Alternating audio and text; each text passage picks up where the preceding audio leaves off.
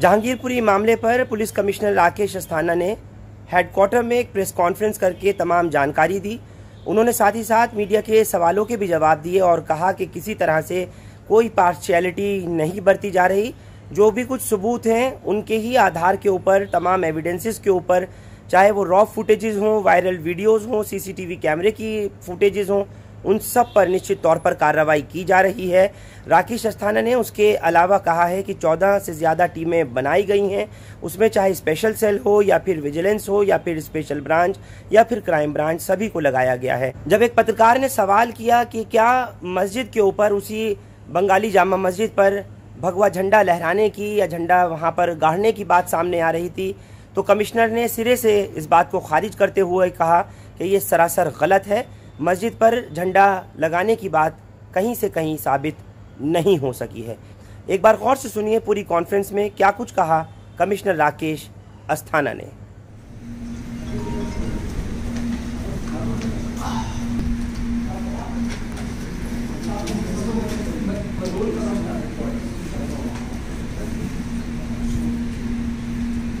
शुरू करें? जी सर।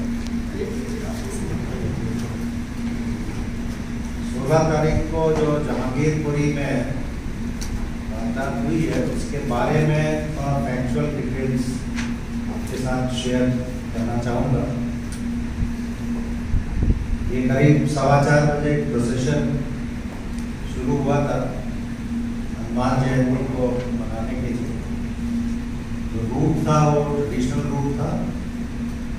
करीब 6:15 बजे प्रोसेशन का जो पिछला हिस्सा है, आगे का हिस्सा निकल गया था, जो पिछला हिस्सा है वहाँ पे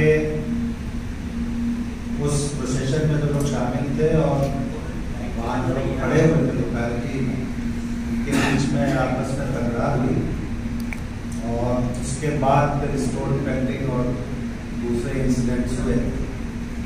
पुलिस का बंदोबस्त प्रोसेशन के साथ था और उस समय जो हमारे अधिकारी थे, सब इंस्पेक्टर जो टीम थी, उन्होंने दोनों साइड को अलग करके बीच में पुलिस थी और इन लोगों को कंट्रोल करने की कोशिश की। और उसी सिलसिले में इंजरीज भी हुई। पूरे इंसिडेंट में 9 लोगों को इंजरीज हुई है, जिसमें 8 पुलिस कर्मी हैं, पुलिस अधिकारी हैं, एक सिविलियन है।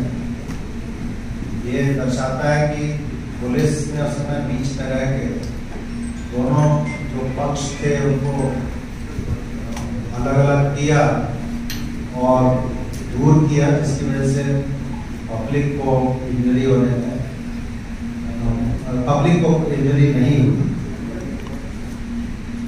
इस सिलसिले में अभी तक हम लोगों ने ऑफेंस रजिस्टर करके 23 एक्यूज को अरेस्ट किया है। 23 में से 8 एक्यूज ऐसे हैं जिनके प्रीवियस इन्वॉल्वमेंट है। सीसीटीवी फुटेज और दूसरा जो डिजिटल एविडेंस अवेलेबल है उसके एनालिसिस चल रही है। उसके आधार पे अभी कुछ और लोगों को आइडेंटिफाई किया गया है जिनकी धरपकड़ की जाएगी और कस्टोडियल इंफॉर्मेशन किया जाएगा। दूसरी बात मैं ये कहना चाहूँगा कि इस इन्वेस्टिगेशन के साथ साथ पुलिस ने पीस कमेटीज या अमन कमेटियाँ कहते हैं, उनकी भी मीटिंग्स की हैं और कोशिश हम लोग ये भी कर रहे हैं कि जो चंद खुराफाती लोग हैं उनकी वजह से आम नागरिक को मुश्किल नहीं हो। पीस कमेटी के माध्यम से भी शहर में खास करके सेंसिटिव एरियाज में शांति स्थापित करने का पूरा प्रयास पुलिस की तरफ से किया जा रहा है। पहले भी पीस कमेटी की मीटिंग्स हुई है, ये इंसिडेंट हुआ उससे पहले भी और अभी भी होती रहेंगी, क्योंकि हमें ये मालूम है कि इस तरह के इंसिडेंट्स में जो शरारती तत्व हैं वही भाग ज्यादा लेते हैं। आम पब्लिक जो है उसका कोई इंटरेस्ट ऐसे इंसिडेंट्स में नहीं होता है। तो हर एक कम्युनिटी के लीडर्स को संगठित करके डिफरेंट एरियाज में ये पीस कमेटी की मीटिंग भी डेवलप कर रहे हैं, ताकि जल्दी से जल्दी नॉर्मलाइज हो सिचुएशन। CAPF के एडिशनल फोर्सेस मान के हमने डिप्लॉय किए हैं। आपने देख रहे हैं ना।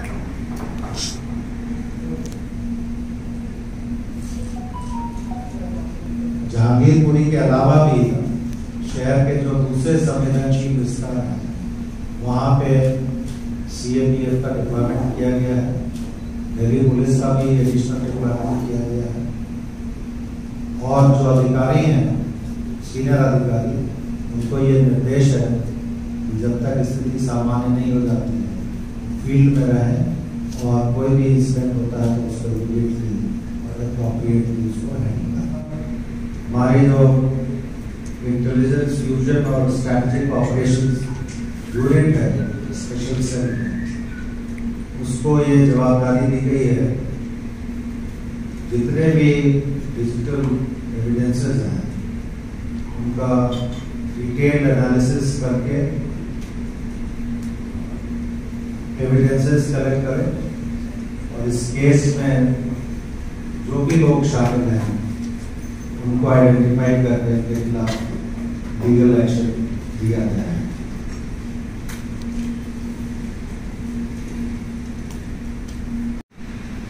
तीन फायरआर्म सीज किए हैं और 5 सोर्ड्स सीज की गई है।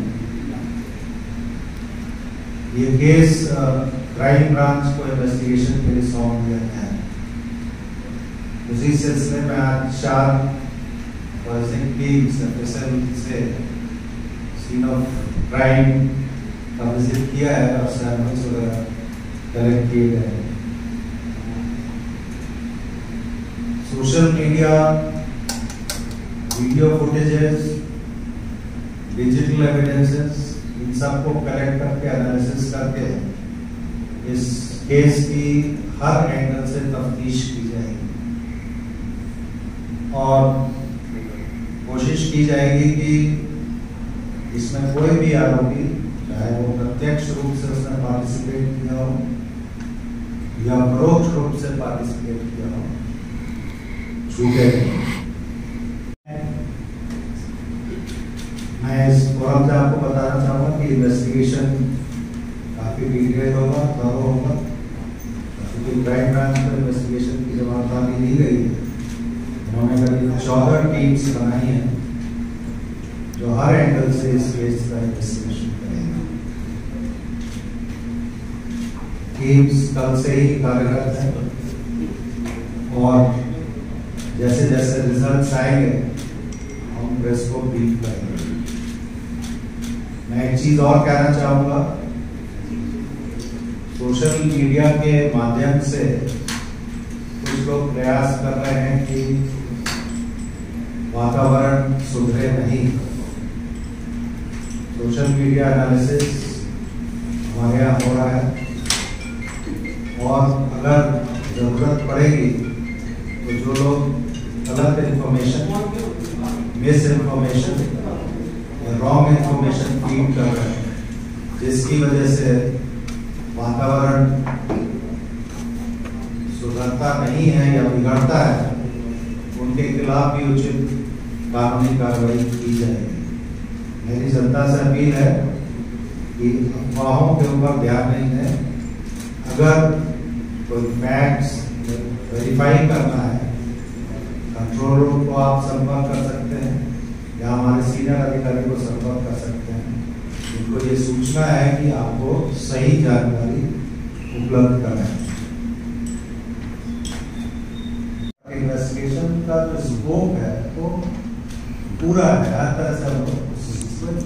सर एक इम्पॉर्टेंट चीज ये जानना चाहते हैं कि जो सर कल आप कुछ घायल जवानों से मिलने के लिए भी गए थे, अभी उनकी हालत कैसी है?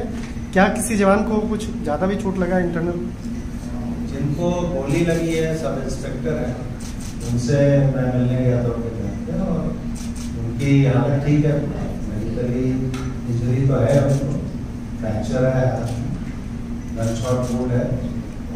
इसमें जो लोग हथियार लेकर आए थे क्या उनके खिलाफ कोई कार्रवाई है? ये पूछा। उन्होंने काफी अच्छा काम किया है, वो बीच में खड़े रह के पब्लिक को अलग करने का काम, वो ऑन द स्पॉट जो डिसीजन होता है ऑफिसर का, that really help in handling this situation. Sir इस शोभा यात्रा के दौरान सर शोभा यात्रा के दौरान पुलिसकर्मियों की क्या कम संख्या एक वजह बनी जो कंट्रोल नहीं कर पाए? सर कम संख्या नहीं थी, बंदोबस्त पूरा था, एडिशनल मैन पावर भी इमीडिएटली पहुंच गई, हम लोग बंदोबस्त में कोई कमी नहीं। सर जुलूस में जो लोग हथियार लेके चल रहे थे, सर जुलूस में बहुत लोग, सर प्लीज सर जुलूस में जो लोग हथियार लेके चल रहे थे क्या आप इन्वेस्टिगेट करेंगे कि वो लोग? सर वो छोटा रीजन क्या था जो आप बता रहे हैं कि कोई इन्वेस्टिगेशन होने दीजिए, इन्वेस्टिगेशन नहीं, मैं अभी प्रिजम्पशन पे नहीं, आपको जैसे जानकारी है वैसे मुझे भी जानकारी। सर ये जो एक्यूज्ड है मेन जिसको आप मैं आर्गुमेंट में कीजिए, आप सवाल पूछा उसका जवाब दे दिया।